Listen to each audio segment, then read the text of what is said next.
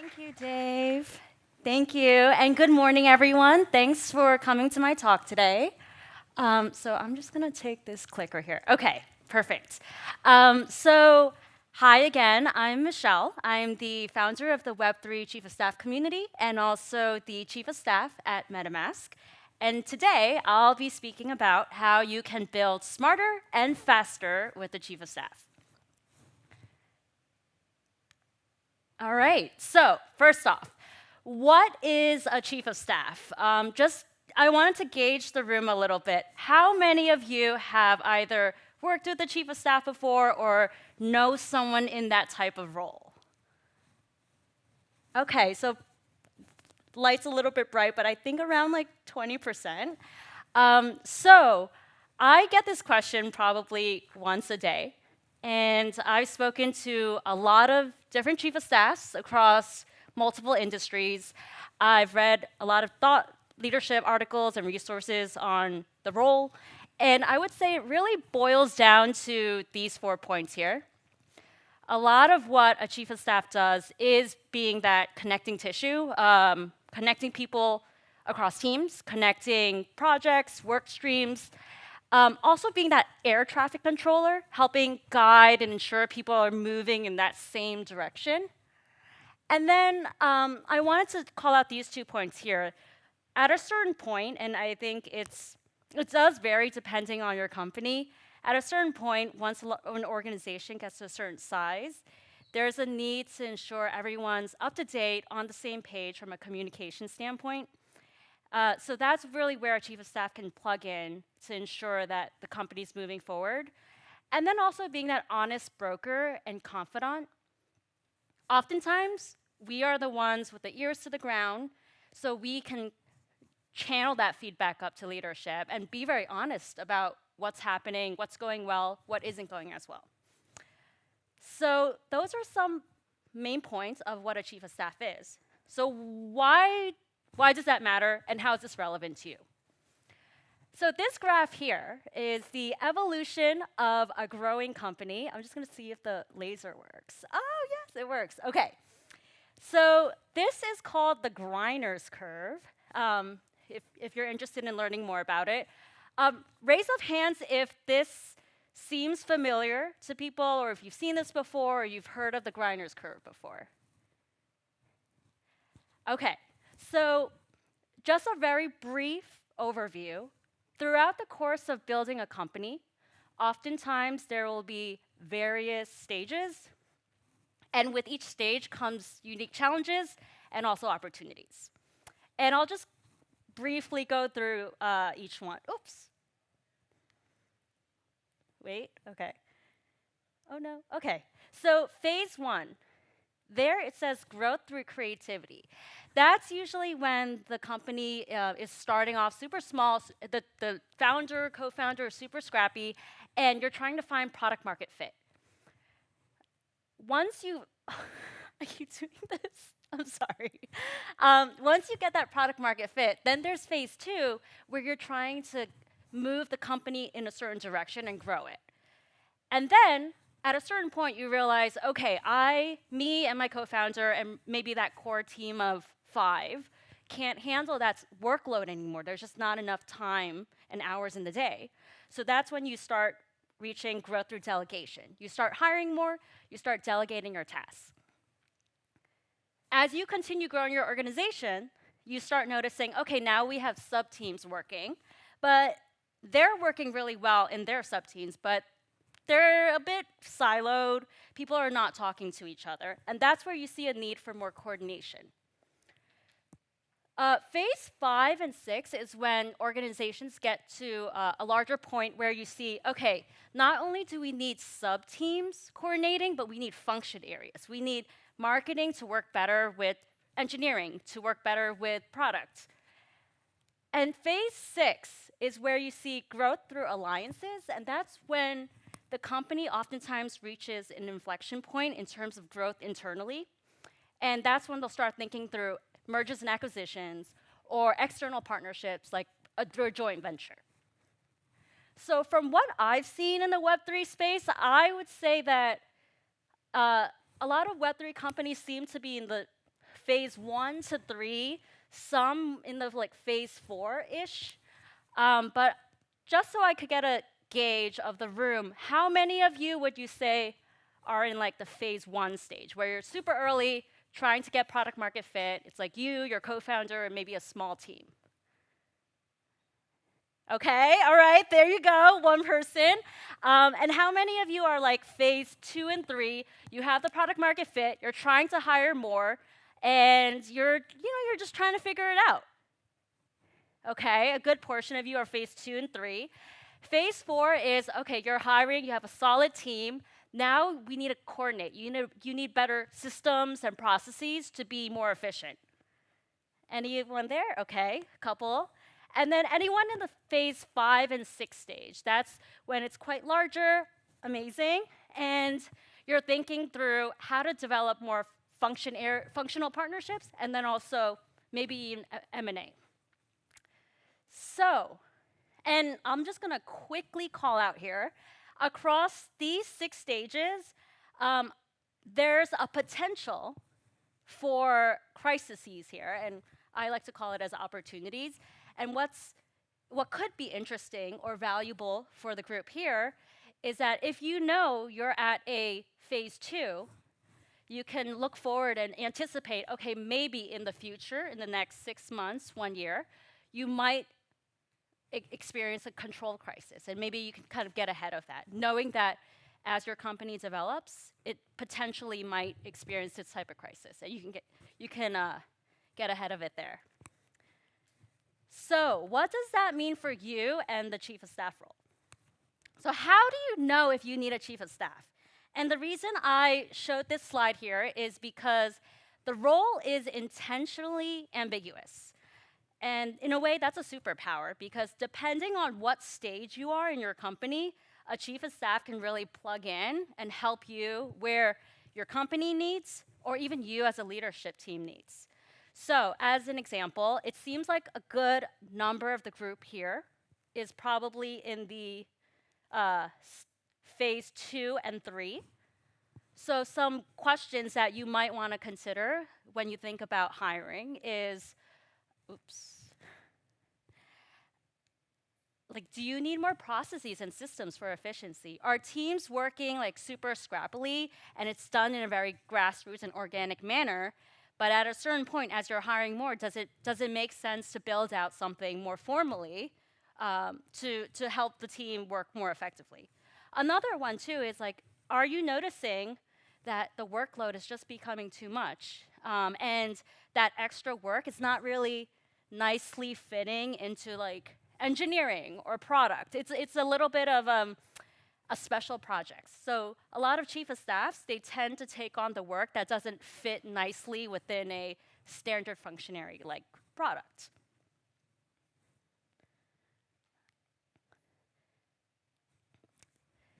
So with that, I want to share how a chief of staff could be your force amplifier.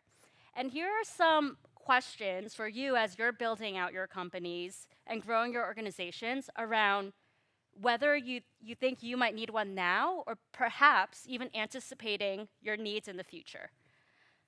One thing that I like to ask leaders is, like, how much of your time is spent on strategic, creative, white space work?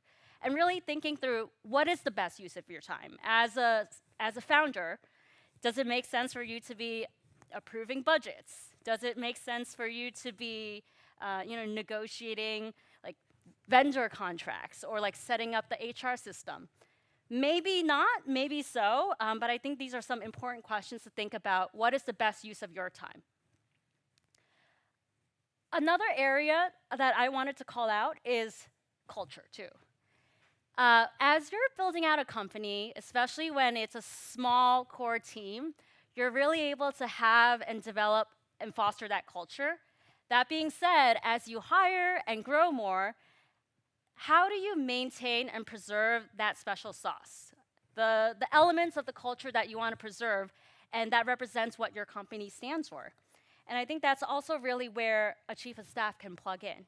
They're ensuring that from a people standpoint, people are taken care of. And a lot of the times with Web3 companies, especially in the beginning, we are focused a lot on product market fit. We're focused a lot on the technology, and I don't want, I want to call out the human element. Because at the end of the day, people are your number one assets. And I want to remind the group to also take that into consideration as well. And here I wanted to call out this wolf pack analogy. So with wolf packs, when they go hunting, they are in a group. Every wolf takes on a different role. Not everyone is a leader, and that's okay. They contribute their specific unique skill sets, their unique strengths, but they really rely on communication, coordination, and cooperation. They have that sense of belonging on their team, and they are united by a shared purpose. So with that, I think that's really where a chief of staff can plug in for your organization and how it could be valuable for you. So with that, I'll open it up for any questions. Thank you. Yes.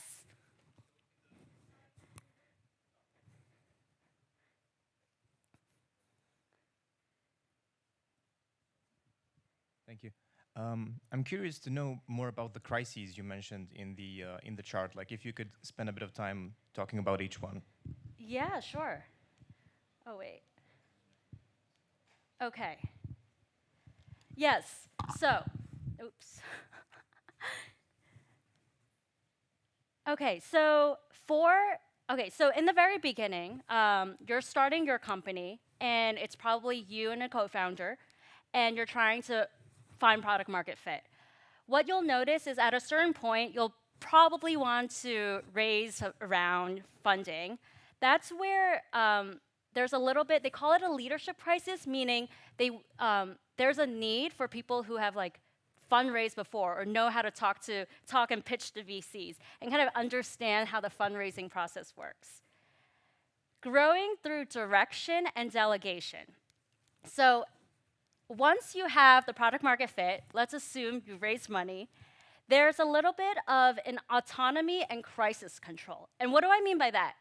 So as a founder, right, you're literally doing everything. You're setting up HR, you're doing expenses, you're writing comms and emails, you're working with clients. At a certain point, it's not feasible for you to do all of that on your own anymore. And sometimes there's a little bit of a challenge relinquishing the control. And it's for multiple reasons. It could be, sometimes people like working on specific areas, but it might not be the best use of the CEO's time. Like maybe the CEO likes thinking through partnerships, but that's probably not the best use of his or her time at that moment. And that person should probably be spending more time interacting with investors. Red tape crisis and growth crisis. So these two here, it means like once the organization reaches to a certain size, you need to better coordinate. So here is, okay, how do we coordinate amongst sub-teams? And then also, how do we coordinate across like functions too? And it's a little bit of this delicate balance because there's a benefit in creating more processes to help teams be more effective. But the trade-off too is sometimes when you have too many processes, too many systems, then you're stagnated by a lot of red tape. So that's what they mean by this red tape and kind of finding the balance between systems and then also flexibility and autonomy for your teams. Growth crisis here is when your company reaches to a certain point, this inflection point where like internally it's being run like a well-oiled machine, but like what is that next growth opportunity? A lot of times companies here start thinking through mergers and acquisitions because it benefits them to either acqui-hire or merge with another company versus building it from ground up. And that could be through a resource standpoint or a bandwidth or even budget aspect. Like it makes more sense to acquire versus build internally from ground up. So those are kind of like the the crises that companies can potentially face as they navigate these phases. Hope that answers the question. Okay, great. Anything else? Yes.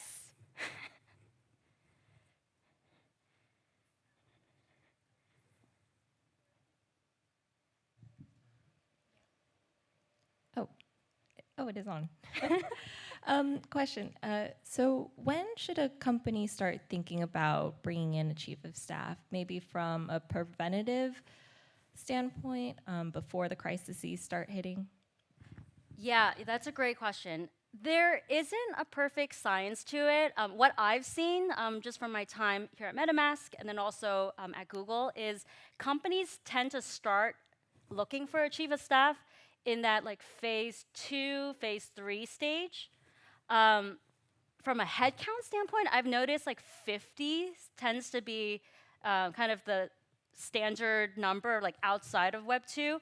And the reasoning behind that is like 50 is usually when you start needing to build more like processes around HR, thinking through like policies like mat leave. And that's really where like a chief of staff would step in and start thinking about how to help the organization as a whole work more effectively.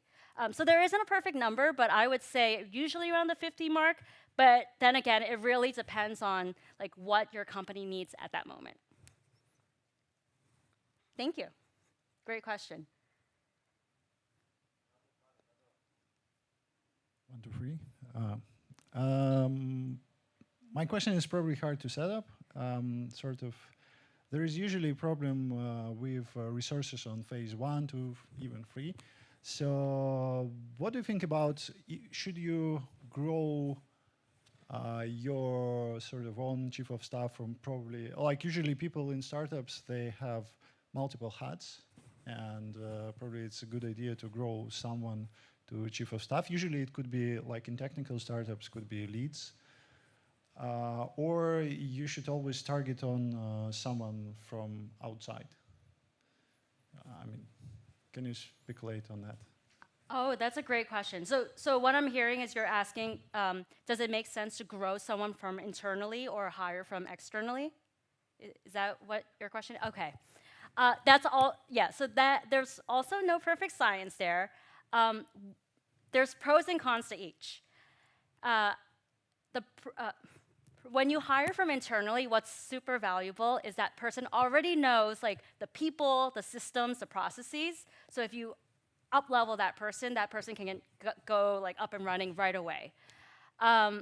The potential risk there is that that person is already so immersed into the company. If you're looking for someone to come in with like a fresh set of eyes and more of an objective perspective, that might be a bit of a challenge. The benefit of hiring externally is exactly that. You have someone coming in with just like a clean slate and assessing everything that's happening overall. The potential risk is that with a chief of staff, oftentimes you're working with lots of teams, lots of people, and with that, a lot of trust and relationship influences that. So as like a new person joining an organization, if you don't already have that pre-established trust, it might take longer for that person to ramp up in the role.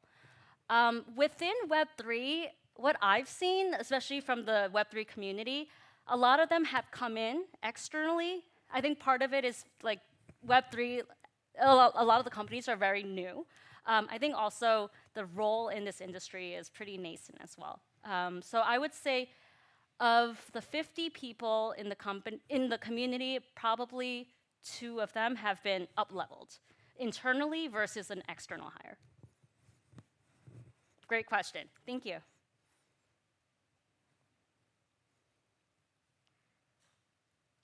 All right, so I think with that, I will end my presentation. Thank you so much, everyone, and thanks for coming to my talk.